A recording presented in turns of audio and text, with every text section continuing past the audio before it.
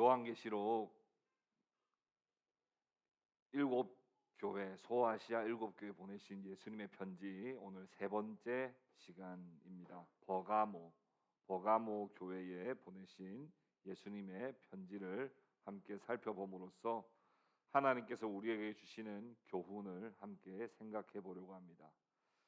에베소 교회는 어떤 편지를 보냈는지 기억하시죠?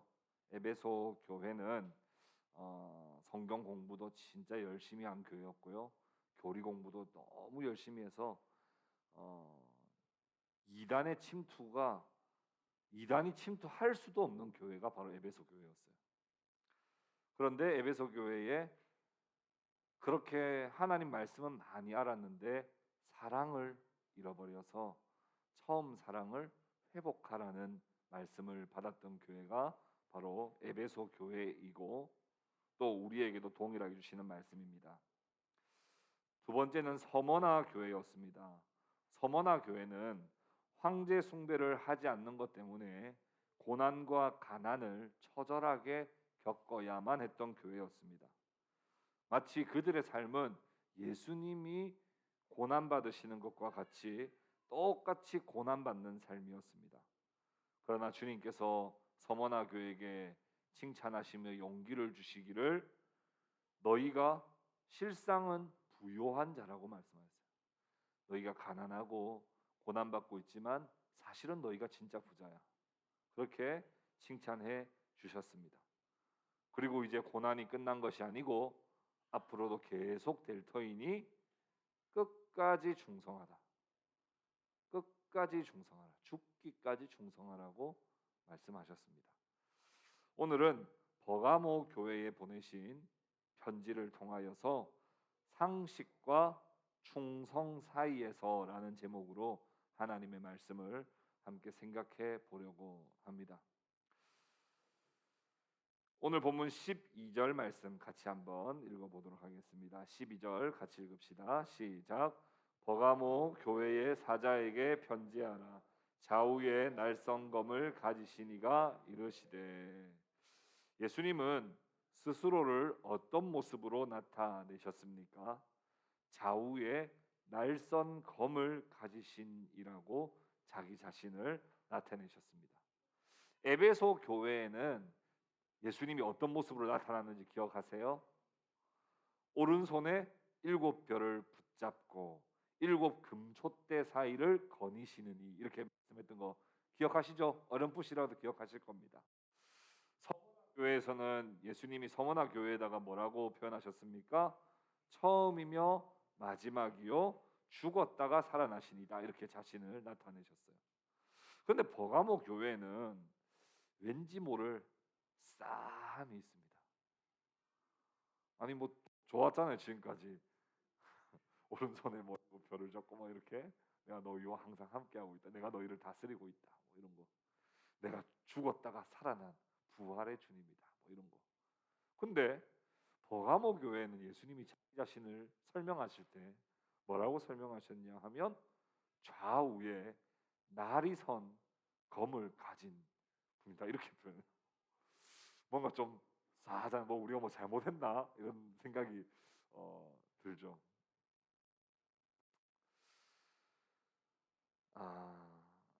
여기서 좌우에 날이 선 검이라고 할 때 이 검은 칼이잖아요. 이 검은 헬라어로 롬파이안이라는 단어를 씁니다. 롬파이안. 이 롬파이안이라는 단어는 어떤 뜻이냐면 긴 칼이라는 뜻이에요. 긴 칼. 아니, 그러면 성경에는 이 롬파이안이라는 검이라는 단어만 나오냐? 아니요, 다른 검도 있어요. 다른 이 검은 마카이라라고 하는 단어도 성경에는 검으로 등장하는데 이 검은 다른 검이에요. 짧은 단검을 말합니다. 여러분, 단검은 보통 어떨 때 사용합니까? 은밀하게, 몰래, 비상시 사용하는 검이 단검이죠. 여러분 뭐 1대1로 이렇게 딱 그 장수끼리 나왔는데 단검 들고 나오는 사람 있어요? 없어요. 그런 사람 없어요. 숨겨놨다가 몰래 슉슉 해야 될 때 사용하는 게 단검이에요. 근데 우리 주님은 지금 단검을 가지고 나타나신 분으로 나타나신 것이 아니라 롬파이안. 그러니까 유대 문헌에 보니까 이 롬파이안이라는 이 검은 사람의 키만큼이나 길어서 양손을 사용해야만 휘두를 수 있는 크고 긴 검을 말한다고. 몰래 은밀하게 쑥 찌르는 그런 단검이 아니라 작정하고 단호하게 휘둘러서 베어버리는 검이라는 거예요. 몰래 쑥쑥 아무도 모르게 그냥 툭 찔러서 죽이는 검이 아니고 공개적으로 작정하고 단호하게 휘둘러서 베어버리는 검이다. 이것은 주님이 얼마나 단호하신 분인지를 나타내시는 거예요. 주님은 어떨 때는 자비와 긍휼이 무한하신, 우리 아까 세용 형제가 기도할 때 다함 없는 하나님의 사랑이라고 했어요. 야, 참 저 표현 정말 너무 좋은 표현이다. 하나님의 사랑은 요 정도까지다라고 말할 수가 없는 거죠. 다함이 없는 하나님의 사랑이잖아요. 그런데 오늘 버가모 교회에 나타나실 때는 과감하고 단호하게 공개적으로 휘어 베어버리는 좌우에 날이 선 검으로 나타나셨다는 겁니다. 이것은 주님의 단호함입니다. 이 세상의 심판주로서 좌우에 날선 검으로 단호하게 심판하시는 주님이시라는 거예요. 특별히 날이 섰다, 긴 검이다. 이건 조금도 양보가 있거나 타협이 없으신 분이라는 뜻이에요. 하나님을 부정하고 하나님을 대적하는 자들을 향하여 휘두를 검이면서도 동시에 교회 안에 있지만 불경건하고 세상과 타협하는 배교자들을 교회에서 잘라내어 버리시겠다는 검이기도 합니다. 특별히 주님께서 단호하신 분으로 나타나신 것은 무엇보다 이 버가모 교회의 특징이 잘 어우러져 있다는 것을 우리는 유추해 볼 수 있습니다. 버가모 교회가 뭔가 좀 어정쩡한 태도를 가지고 있지 않았나 우리가 예측을 해보면서 오늘 말씀을 같이 한번 생각해 보려고 합니다. 버가모 교회는 버가모 도시에 위치해 있는 또 버가모 도시에서 살고 있는 성도들의 모임입니다. 이 버가모라고 하는 도시는 아주 가파른 언덕에 세워진 도시예요. 평지에 세워진 도시가 아니라 가파른 언덕이에요. 왜 부산에 가보시면 평지가 거의 없어요. 다 산에 저런데 집을 어떻게 지어놓고 있지 싶을 정도로 산에다가 다 집을 이렇게 지어놨어요. 이 버가모라고 하는 도시에 주님께서 설명을 하실 때 딱 한 문장으로 설명을 하십니다. 뭐라고 설명하시냐면 그곳은 사탄의 권좌가 있는 곳이다. 이렇게 12절에 말씀하고 있어요. 사탄의 권좌가 있는 곳이다. 13절에 그렇게 말씀하고 있죠. 13절 우리 다 같이 한번 읽어보도록 하겠습니다. 13절 같이 읽읍시다. 시작. 내가 어디에 사는지를 내가 아노니 거기는 사탄의 권자가 있는 데라. 내가 내 이름을 굳게 잡아서 내 충성된 증인 안디바가 너희 가운데 곧 사탄이 사는 곳에서 죽임을 당할 때에도 나를 믿는 믿음을 저버리지 아니하였도다. 이 버가모 도시를 설명할 때 예수님은 사탄의 권자가 있는 데다. 다른 표현으로 사탄이 사는 곳이다. 이렇게 표현했어요. 그게 무슨 뜻일까? 성경학자들은 많이 이게 다양한 견해를 가지고 있는데요. 첫 번째는 버가모라고 하는 도시는 가파른 언덕 위에 세워진 도시라고 했죠. 그곳에 보면 제우스 신전이 있었습니다. 제우스 신전. 버가모시의 뒤편에 원뿔 모양의 언덕 위에 높이가 무려 한 35m 정도 되는 한 13층 정도 아파트 규모의 제우스 신전이 거기에 있었던 거예요. 어마어마했습니다. 이 때문에 아마 예수님이 그곳은 사탄의 권자가 있는 곳이다. 사탄이 사는 곳이다. 이렇게 말씀하시지 않았나 추정하기도 합니다. 또 두 번째는 치유의 신 아스클레피오스 신전도 거기에 있었습니다. 제우스만큼은 안 되지만 아스클레피오스도 매우 인기 있는 신이었습니다. 예나 지금이나 수많은 병자들이 치료받기를 원하는데 치유의 신 아스클레피오스 신전에 얼마나 많은 사람들이 몰려왔는지 모릅니다. 여러분, 아스클레피오스에 관한 신화의 내용을 아는 분도 계실 텐데요. 번개를 맞은 글라우코스를 이 아스클레피오스가 치료하고 있는데 갑자기 흰 뱀이 나타났어요. 그래가지고 아스클레피오스가 지팡이로 흰 뱀을 딱 내리쳐서 죽여버렸습니다. 근데 이 뱀의 친구인지 누군지 모르겠는데 다른 뱀이 입에 뭘 하나 물고 나타납니다. 그러더니 그게 약초예요. 그 뱀이 그 약초를 죽은 뱀 위에 딱 올려놨더니 이 뱀이 살아난 거예요. 그때 이 아스클레피오스가 우와, 이 약초가 엄청난 이 효능이 있구나. 그래서 그 약초로 실제로 이 글라우코스를 살렸다는 그 신화. 그래서 그걸 기념해서 자기 지팡이에 뱀을 이렇게 둘둘둘둘 말아놓고 다니면서 많은 사람들의 병을 고쳤다는 그 신화. 여러분, 그 요번에 그 WHO 세계 보건기구나 대한의사협회 이런데 여러분 로고 마크 보시면 지팡이에 이렇게 뱀이 둘려져 있는 거 보신 적 있으시죠? 그게 다 이 아스클레피오스의 상징을 거기에다 다 이렇게 넣은 거라고 이해하시면 좋겠습니다. 그래서 아마 사탄의 예수님이 말씀하신 게 아닌가 그렇게 추정을 합니다. 세 번째는 버가모에는 세계에서 제일 큰 도서관이 있었던 곳이에요. 장서가 무려 20만 권이나 되었어요. 요즘같이 책을 출판하는 시대가 아니고 파피루스나 양피지 같은 곳에 필사해서 책을 만들었던 시대라고 생각을 한다면 20만 권을 가지고 있는 도서관은 세계에서 가장 큰 도서관입니다. 근데 뭐 도서관이 있으면 좋지, 뭐 도서관이 있는 게 뭐가 사탄의 권자가 있는 곳이야 생각할 수 있지만 그 당시에 모든 필사가 됐던 책들은 대부분은 로마 헬라 사상 그 신화들 이런 것들로 많이 이렇게 기록한 것들이기 때문에 자연스럽게 이 버가모는 로마 헬라 사상의 중심지였음을 우리는 알 수 있습니다. 그래서 사탄이 사는 곳이다 이렇게 예수님 말씀하시지 않았을까. 번째는 에베소나 서머나처럼 버가모에도 로마 황제 신전이 거기에 있었습니다. 로마 황제 신전 중에서도 그 로마에서 소아시아의 로마 황제 신전을 제일 먼저 지었던 곳이 어디냐면 버가모래요. 그러니까 이 버가모도 로마 황제를 숭배하는 그런 것들이 깊이 뿌리 내려 있었음을 알 수 있습니다. 여러분 생각에는 어떤 견해가 좀 더 맞는 견해 같으세요?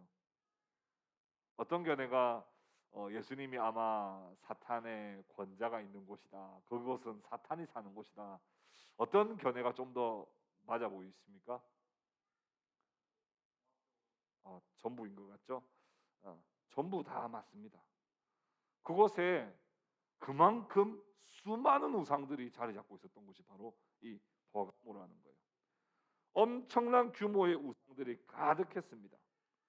수많은 종교들이 엄청난 규모와 힘을 자랑하고 있었기 때문에 기독교를 믿는다는 것은 매우 주눅드는 일이고 또 기독교의 교세가 너무 소수 종교에 불과하기 때문에 기독교인으로서 존중과 배려를 받을 수 없는 그런 곳이었습니다. 인도에 갔더니 인도에는 힌두교가 정말 깊이 뿌리 내려 있잖아요. 그들의 삶은 종교고 종교가 삶이에요. 정신을 못 차리겠어요. 거기 딱 가보면 뭐 여기가 뭐 그냥 일반 뭐 뉴욕을 간 게 아니에요. 그냥 여기는 그냥 동네가 다 그냥 종교 나라가 그냥 종교화되어 있어요. 그러니까 뭐 이게 정신을 잘 못 차리는 거예요. 일본에 갔더니 교회를 교회를 찾을 수가 없어요. 교회가 없어요. 이게 아무리 이쯤 되면 우리나라 같으면 이 상가쯤에는 딱 교회 하기 좋은 자리 같은데 이런데 보면 교회는 없어요. 교회는 아무리 좋은 목을 찾아봐도 교회가 없어요. 그런 것처럼 그곳에 교회도 없었고 교인도 없었을 뿐만 아니라 수많은 우상들에 둘러서 그곳에서 내가 예수를 믿고 신앙인이라고 말하기에는 너무나 주눅드는 그런 곳이 바로 버가모였단 말입니다. 그런데 주님께서는 안디바라고 하는 한 사람을 언급하십니다. 안디바. 예수의 이름을 굳게 잡은 충성된 증인 안디바 말입니다. 주님은 안디바를 가리켜서 내 충성된 증인이라고 말씀을 하십니다. 이것의 원문 정확하게 번역을 하면 내 충성된 증인 이렇게 우리가 번역을 하지만 원문에 입각하여 정확하게 번역하면 나의 충성된 나의 증인 나의라는 말이 두 번 들어갑니다. 그만큼 주님께서 생각할 때 이 안디바는 정말 애정이 특별하다고 하는 걸 알 수 있습니다. 나의 충성된 나의 증인. 사탄이 다스리는 우상이 득실득실거리는 곳에서 혼자서 신앙생활을 하는 것도 어려운데 이 안디바는 증인의 삶을 살아냈습니다. 안디바는 죽임을 당할 때에도 나를 믿는 믿음을 저버리지 않았다고 우리 주님께서 칭찬해 주셨습니다. 여러분 증인이십니까? 여러분 생각할 때 나는 그냥 기독교인입니까? 아니면 나는 주님의 증인입니까? 우리가 우리를 보내신 곳에서 예수님의 증인으로 살아가지 않는다면 우리는 그냥 하나의 종교인에 불과합니다. 그러나 우리가 주님과 진정으로 인격적 관계를 맺고 있다면 우리는 방식은 다양할 수 있지만 반드시 우리가 살아가는 우리의 삶의 자리에서 증인의 삶을 살아가게 되어 있어요. 근데 이 안디바는 자기 혼자 신앙생활 잘하고 절대로 우상에게 절하지 않았다 이 수준이 아니라 주님의 충성된 증인의 삶을 버가모시에서 살아가고 있었다는 거예요. 여러분 증인이라고 하는 말 헬러어로 이문정 집사님 뭐죠?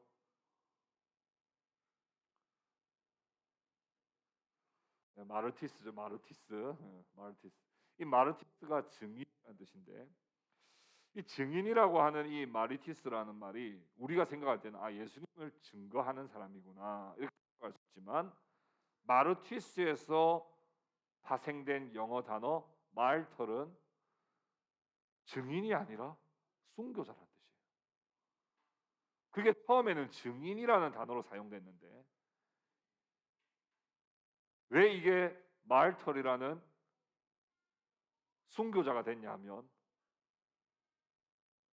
증인은 반드시 죽더라는 거예요. 그러니까 처음에는 증인하고 순교자는 다른 단어였어요. 근데 같은 단어가 되어버립니다. 왜요? 증인은 반드시 순교하기. 그 당시에 증인의 삶을 사는 사람도 다 죽었습니다. 다 죽었습니다. 그야말로 버가모에 살고 있던 우리 신앙의 선배입니다.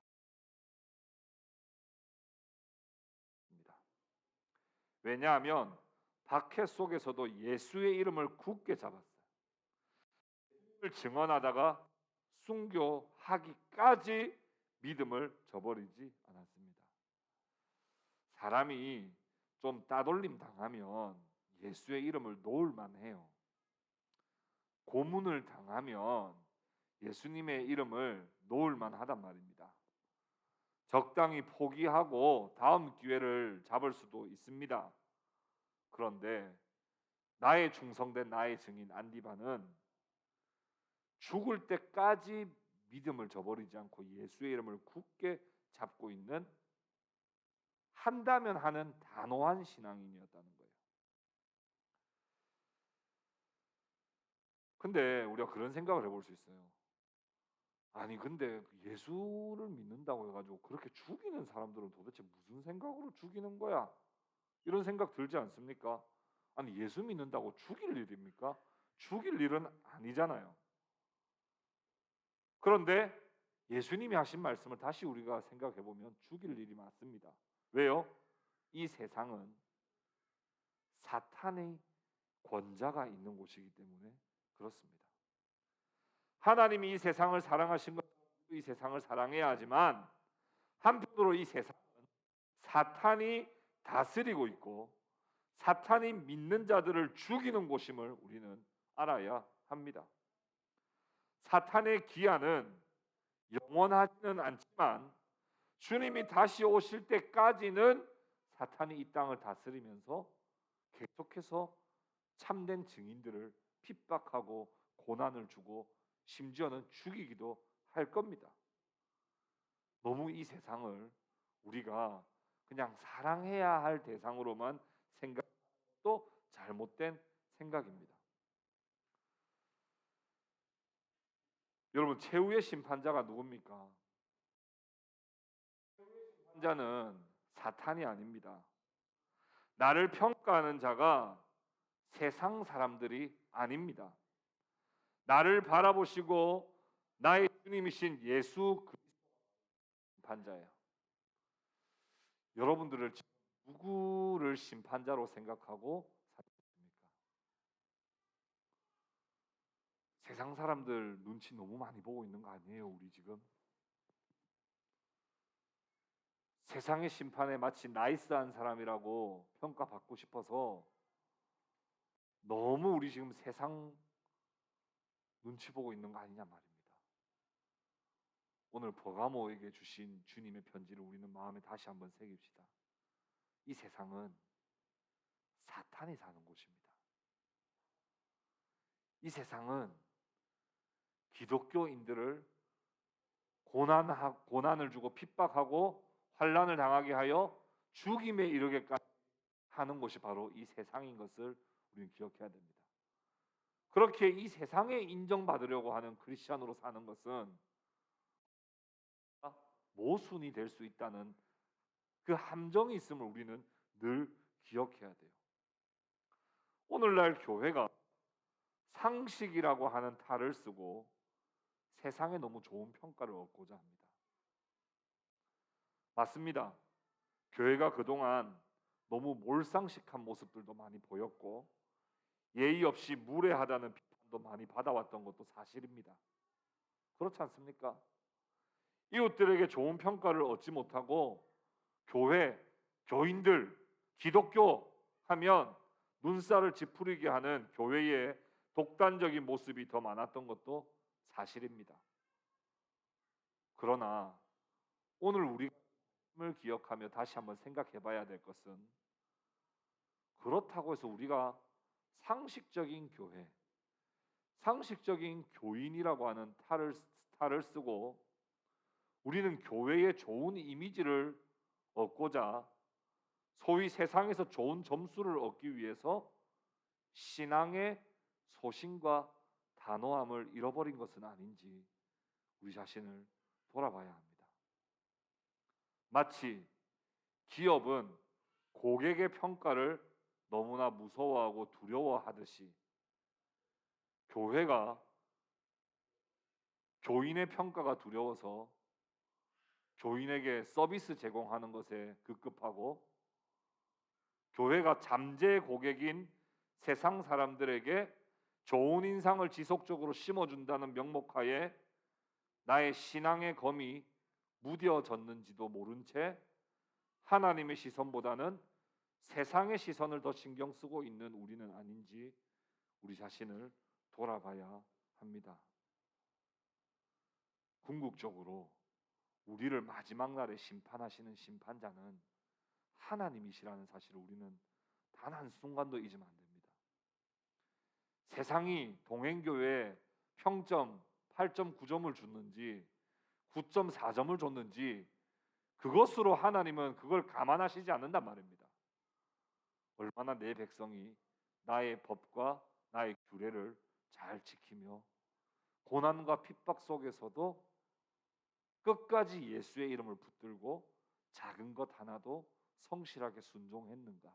이것을 보시는 것이지, 세상 사람들 앞에서 얼마나 상식적이고 나이스하고 예의 바르고 그렇게만 살았는지를 보시는 것은 아닙니다. 물론 이 말씀은 그렇기 때문에 무례해도 된다, 안 좋은 이미지 비춰도 된다, 그 말씀을 드리고자 함은 결코 아닙니다. 그러나 우리의 신앙의 검이 날선 검입니까?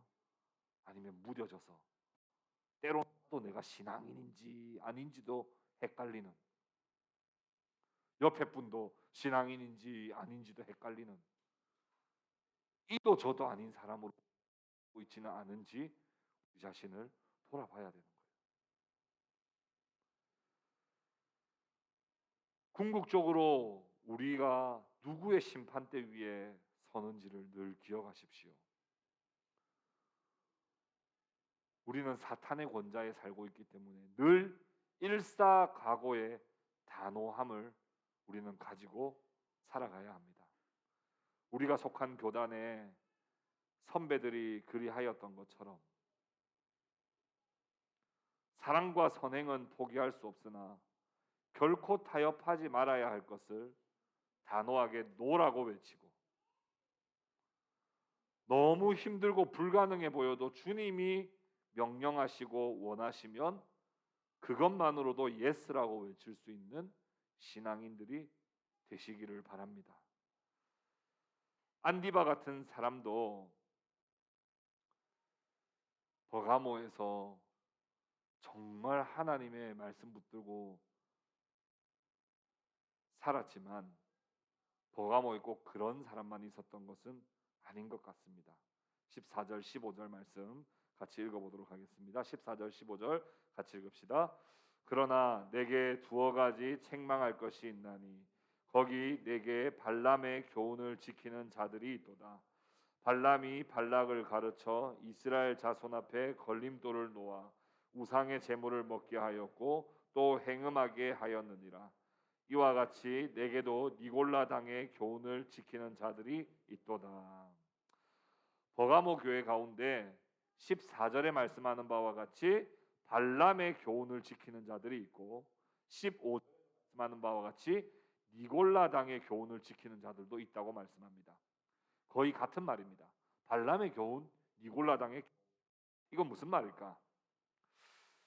여러분, 이 구약 성경 우리 민수기로 넘어가 보면 이스라엘 백성들이 출애굽하여서 으로 거의 다 와갑니다. 모압에까지 이르렀는데 모압 왕이 발락이 이스라엘이 너무 두려웠습니다. 왜냐하면 이스라엘은 애굽을 무찔렀을 뿐만 아니라 아모리 왕 시혼도 무찔렀고 바산 왕 옥까지도 물리치고 왔기 때문에 모압이 자신들도 죽을 것이라고 하는 생각 때문에 너무 두려웠습니다.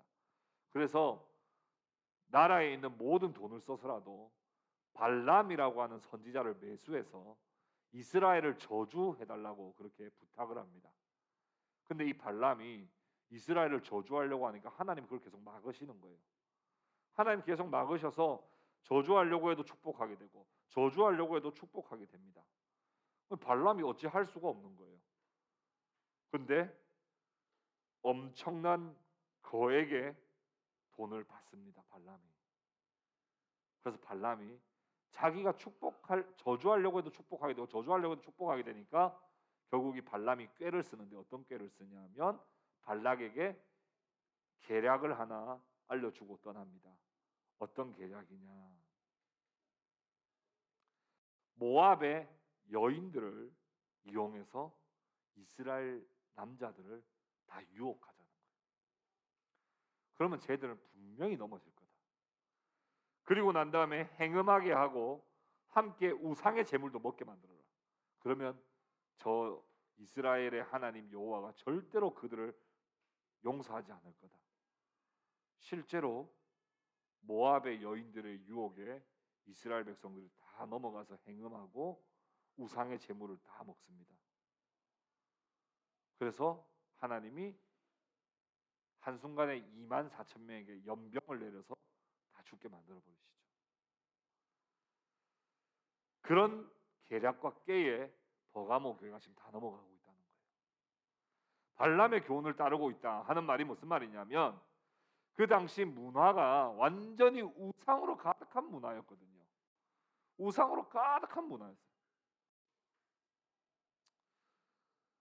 거기에 특별히 우상이 가득하다는 것은 우상 신전에서 일을 하고 있는 여종들도 있다는 뜻입니다. 그들과 함께 성관계를 가지는 것은 뭐 그렇게 되게 나쁜 일이라고 여기지 않았고 하나의 풍습처럼 여겼어요. 그 당시에. 그러니까 버가모 교회 교인들이 주일날 예배는 잘 드리고 난 다음에 일주일 동안 살면서 그냥 그 나라의 풍습에 그대로 그냥 빠져서 살고 있는 거예요. 그러면 그 다음 주에는 교회 안 올까요? 올까요, 안 올까요? 해수자매. 헌금은 할까요, 안 할까요? 헌금도 잘합니다. 성도의 교제는 잘할까요? 잘합니다. 그리고 예배당 밖으로 나가면 또 일주일 동안 살면서 그냥 이 문화와 풍습에 그대로 그냥 빠져서 같이 살아가는 거죠. 이게 발람의 교훈을 따르는 것이고 니골라당의 교훈을 따르는 것입니다. 이게 왜 이렇게 되는 거냐면 아까도 말씀드렸지만 오늘날 기독교인들도 마찬가지예요. 기독교라고 하는 형식은 갖췄는데 주일 성수도 잘하고 봉사도 잘하고 잘하는데 세상에서 적절히 관용적이고 타협하고 그래서 좋은 이미지를 가지는 사람으로 살고 싶은 생각 때문에 절대로 타협하지 말아야 될 것들을 계속 타협하게 되더라는 거예요. 여러분 세상 나가서 융통성 없는 사람처럼 보이고 싶으세요? 융통 사람처럼 보이고 싶으세요? 누가 융통성 없는 사람처럼 보이고 싶은 사람 어디 있어요? 세상 나가서 융통성 있는 사람처럼 보이고 싶으니까 다 관용적인 태도를 가지게 돼 있어요. 그러면 하지 말아야 될 것들을 조금씩 한단 말입니다. 여러분 댐이요 한 번에 무너지는 게 아닙니다. 작은 구멍이 하나 생기면 그